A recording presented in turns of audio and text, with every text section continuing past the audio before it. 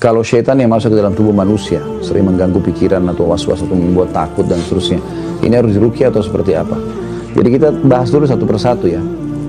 Ada orang kesurupan syaitan, itu karena syaitannya yang iseng. Ya. Dia syaitan iseng, dan ini biasanya dia bisa masuk kalau kita jauh dari ibadah. Ya, kita jauh dari ibadah. Misalnya memang kita nggak pernah zikir pagi sore, sholatnya bolong-bolong segala macam. Nah ini kalau kita datang ke satu lokasi, syaitan seperti penjahat lagi lewat, dia kemudian mengganggu. Gitu. Nah ini biasanya lebih mudah untuk keluarkan, karena dengan dia ibadah, dia lari ke ibadah, maka syaitannya akan merasa kegerahan, kemudian dia akan keluar, gitu kan.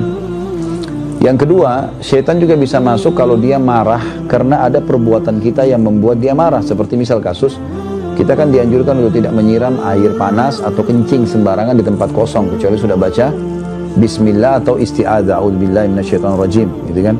Karena biasanya kita kencing di situ atau buang sembarangan air, kemudian kena anaknya jinnya jadi marah masuk ke badan, gitu kan. Nah ini dibahas oleh para ulama, sering terjadi karena diketahui pada saat diruqyah, jinnya mengaku seperti itu, gitu kan. Kalau poin yang pertama tadi itu yang masalah orang lalai dari ibadah, pernah terjadi di Madinah, mahasiswa dari Rusia dia. Saya masih ingat dulu, subhanallah anak ini setiap kali azan maghrib nggak ke masjid, dia malah tunggu azan maghrib lalu dia masuk mandi di kamar mandi. Berulang-ulang terjadi, akhirnya dia kesurupan, kemasukan jin. Lalu dibawa kepada seorang peruqyah di salah satu di sudut kota Madinah, ada di bawah gunung, namanya Syekh Abdullah. Beliau kadang-kadang kalau ruqyah sering direkam gitu ya. Maka dibawalah ke sana. Lalu waktu diruqyah, jinnya mengaku kalau orang ini selalu lalai. Lagi azan dia pergi masuk kamar mandi tempat kami masuk menyelamatkan diri. Saya lihat orang ini buka diri, maksudnya terbuka, maka saya masuk. Dan kalau ditanya lalu apa tujuannya syaitan masuk ke dalam badan? Banyak. Yang pertama, dia mudah menguasai. Dia bisa menguasai kita sehingga dia sesat. Dia menyesatkan kita. Karena kan tugas utama syaitan dari iblis menyesatkan kita. Makanya kata Nabi SAW, kalau kalian sedang menguap, tahanlah. Baik tahan dengan bibir atau kita tahan dengan tangan.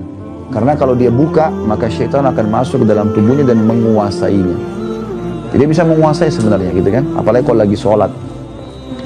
Jadi ini contoh-contoh. Jadi yang pertama bisa saja kena kelalaian kita maka dia masuk. Yang kedua karena dia iseng gitu kan. Yang ketiga karena dasarnya kitanya manggil-manggil. Kitanya suka manggil-manggil ya.